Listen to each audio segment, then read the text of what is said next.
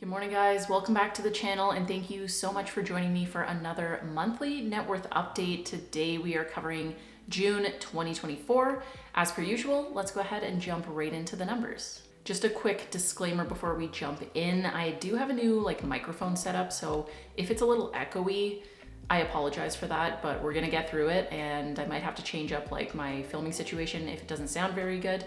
But thank you for bearing with me while we test out some new equipment. So to recap, from May 2024, my net worth at the end of last month was $121,066. The equity that I have in the condo I own here in Calgary sits at $57,561. That is an increase from May of $447. My RRSP, or Registered Retirement Savings Plan, sits at $55,202. That's an increase from last month of $564. So I am seeing the VEQT, the Vanguard All Equity Fund, what I have all of my RRSP invested in, is doing really well over the last month or so, and I'm super happy to see that. Moving on to my DCPP, or Defined Contribution Pension Plan, that sits at a balance of $4,254. This is a slight increase from May of just $43. My TFSA, or Tax-Free Savings Account, sits at $78. This is a slight decrease from May of $15. And if you don't know, if this is maybe one of your first videos you're watching of mine, my TFSA is fully invested in one single stock called Cielo Waste Solutions that pretty much completely tanked. So I kind of look at this as a write-off, but I haven't been able to save any more money into this account. We're going to talk about accounts and savings in a little bit, so stay tuned for some updates on that. And my last account on this list is my cash account, which sits at $6,347. This is an increase from May of $1,337. That brings our grand total net worth for June 2024 to $123,442. This is an increase from May 2024 of $2,376. I am so happy to see my net worth climbing up again, and I am planning for this to continue in an upward trend as long as the market behaves and is doing really well like it has been in the last few months. But now we're gonna go ahead and move into income. So every month I make $500 in rental income from my rental property. I also made $443 on YouTube through AdSense last month. And from my main job, which I work at just about full time, I made $2,454. So that brings our total income for June to 3,397 Canadian dollars. This is obviously by far the most I've made in probably over a year in a single month. So I'm super happy to see that. And I am planning on saving a little bit of this, which we're going to talk about. But there is a new item that I wanted to include in these videos, and that is expenses. I did have a comment pretty recently that mentioned that it would be really interesting to see what my expenses are every month. I do track absolutely everything in a spreadsheet down to the penny, essentially, which is a little bit obsessive, honestly. I probably don't need to do that at this point, but I do anyway. So I thought we would go through expenses for June.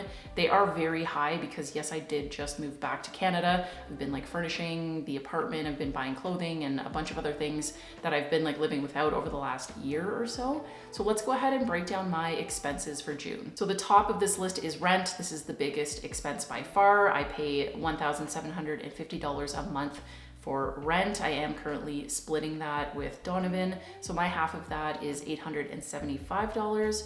The next item on the list is groceries / household. So I typically buy all of my household items like cleaners or sponges or just any everyday type of items at the grocery store. And I ended up spending $300 on this last month just for myself. In June, I spent $157 in clothing. That is a lot. I don't typically spend that much money on clothes. I've essentially been living out of a suitcase for the last year and a bit, so I had a lot of pieces of clothing that were worn out that needed to be replaced, and pieces of clothing that I just was not needing when I was in other places, living in different areas, that I do need now because I am commuting to work via bicycle or walking. I am spending a lot of time getting my clothing really dirty at work. So I just needed things like working clothes and then clothes for going out on the town, because I really haven't been doing that over the last little while. I spent $415 on entertainment. Again, with just moving back home, I've been going out a lot with friends, doing things I wouldn't normally do in such a short period of time, but catching up, going out for dinner, going out for drinks. So this amount in my budget is usually not this high, but I'm definitely going to say that it has been worth it. For utilities, things like my phone bill, internet, and electricity, over the last month I spent about $250 on this. This is more because of those one-time activation fees for things like internet or phone. So those bills again were like much more than they normally will be going forward. I spent $158 on subscriptions or like miscellaneous items. These are things that I require for YouTube, things like music subscriptions or different subscriptions that allow me to actually do YouTube. So this is going to be something that I will write off or put towards my like tax allowance or whatever for YouTube in the coming year for tax season. Last month I spent $52 on transit. So I was taking the bus to and from work on certain days. I would usually take it to work and then walk home. But after a while, I just felt like it was a really horrible way to commute to work. Like the bus was extremely loud. Every single bump would like shake the whole bus and it would be like you needed earplugs. It was so loud and it just felt unsafe. Like I was in an area getting the bus where there were homeless people like beating each other, like actually physically beating each other, spitting on each other, screaming at like 6 a.m. And I'm sorry, but I don't need to start my day that way. So I have decided I'm not going to be taking transit any longer. I have a bicycle, so I am commuting that way, which is obviously free. I already had the bicycle, and then I am walking here and there as well. I'm gonna do that as long as I possibly can, not only to save money, but for the great workout and to just get away from like public transit, because in the city in Calgary, it's just not very good. I also had my annual fee for my RBC WestJet MasterCard come out. That was $120. And I purchased a new microphone, like I mentioned earlier. That was $116. Again, that's something that I can put towards like writing off later in the year. And then the last item on my expenses list is shopping, just like general shopping, shopping for home items, shopping for like miscellaneous things for my bicycle, because I had to like tune it up when I got it out of storage. So I spent $629 on this. And again, it's just like home items, different things like appliances. We did keep a lot of stuff before we moved to New Zealand, but there were a lot of items that I got rid of. So I had to purchase certain things like a couch, rug, different items. It just added up really, really quickly. So again, this amount of expenses for me is super abnormal and much higher than it normally will be going forward. So the total amount that I spent out of pocket in June was $3,072. And a typical budget for me going forward is going to be around $2,700. I am gonna try to work on that depending on the months to see if I can get that down a little bit lower. If you guys enjoyed this portion of this video, let me know in the comments below if you want me to continue to include my expenses, because I think it is important to know what I'm spending my money on. Like you guys see my net worth grow and whatnot, but maybe it's interesting, maybe it isn't. Let me know down below. If you like it, I will continue to include it in these videos. So now let's go ahead and move into life updates. So the first thing I want to talk about is that I am currently saving up to buy a vehicle. That is going to be my next big purchase. I am budgeting like $1,500 for that, which probably sounds like super low, but I am actually working with a guy who is from France, and he is moving out of the country. Like his visa is running out at the end of this year, early next year. And his vehicle is an older, kind of like beat up car, and he's selling it for $1,500. He just put like a ton of work into it. The tires are almost new. I will never find a car in as good a shape as his car is for that price. And just because I know him and I trust him, I think that this is gonna be a good, just like entry level vehicle that I can use to get to and from work when it's like super, super cold out, or going out to the mountains or doing any kind of road trip. I will be able to maybe outfit this particular vehicle into like a camper van type of situation. So I'm actually really excited for that, and I'm gonna be documenting all of that. So stay tuned for content to come. It'll probably be early like next year that I end up like outfitting it for some kind of like camping type of scenario, but definitely stay tuned for that. So that's gonna be the next thing that I am saving for. Beyond that, my savings goals are a little bit looser. We can talk about this, I guess, right now. I want to put a bit of money aside for future travels, but I also want to start padding my retirement savings again. As like life changes and situations change, I think I need a little bit more money in there just to protect myself from any kind of future issues, if I have health issues in the future, I can't work or something like that. So I'm gonna be putting around like $2,000 a year into my RSPs. It's not a whole lot, it's not a crazy amount, but over the next like 30, 40 years, I think it is going to really add to that wealth. Of course it will, and it'll give me a little bit of peace of mind, a little extra peace of mind on top of the investments I already have. So that is something going forward I'm going to be budgeting for. I don't make a lot of money.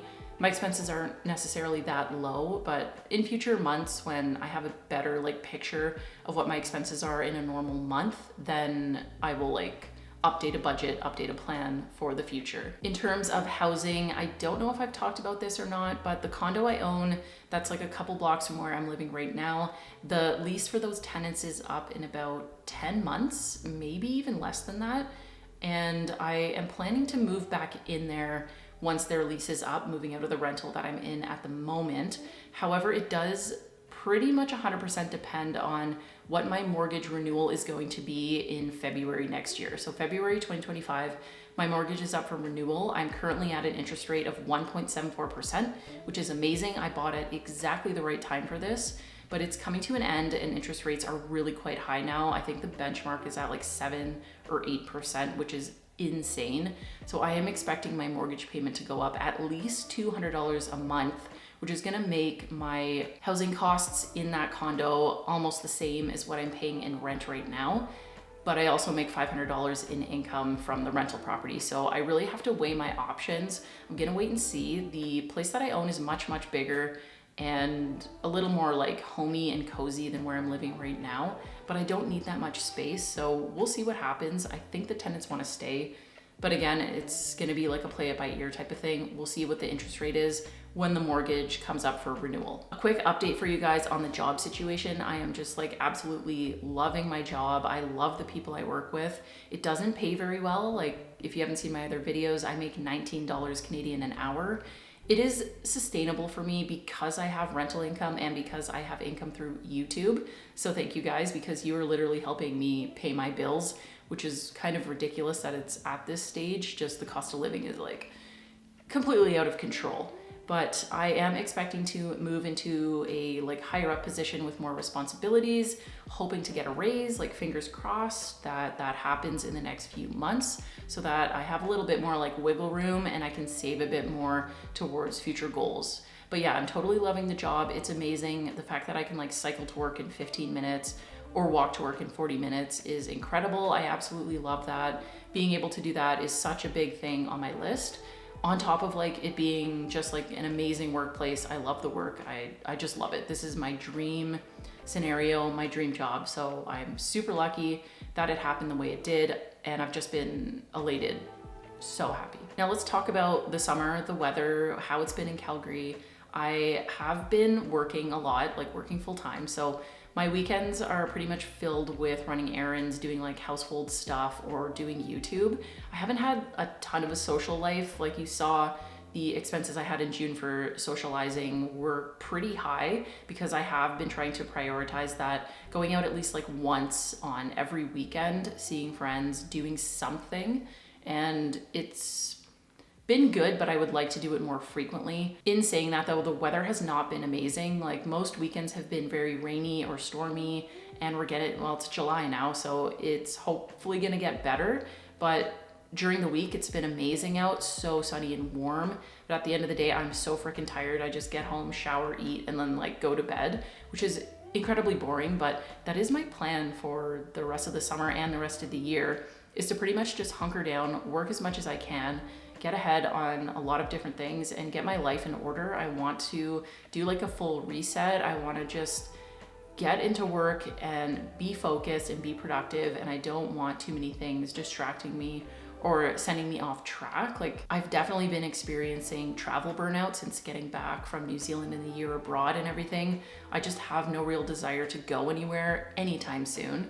I would like to start saving up for some trips next year, like maybe later in the fall, later at the end of the year next year, because I just like cannot fathom being in an airport right now or dealing with any of that. Like I just have zero desire to do that, but I would really like to do some road trips. So when I get that vehicle later and make it into like a camper, I have plans for certain road trips down to like the US and exploring places, and I'm super looking forward to that. But otherwise, it's going to be not that exciting here in terms of adventures. I do want to get out to the mountains at some point. It's not too far away. It's like $20 to take the bus out that way, like a charter bus. So I might do something like that. But for now, yeah, it's just like getting to work, saving some money, getting reset, feeling like I'm back, feeling like I'm grounded. And I'm really hopeful for the future. I'm really hopeful for the months and the years to come, getting more settled in Calgary and seeing it more as like a permanent place to live. I don't have any like big crazy things on my bucket list anymore.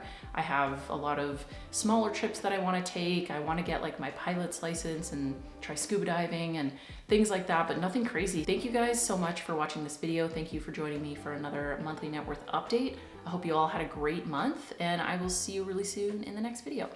Bye.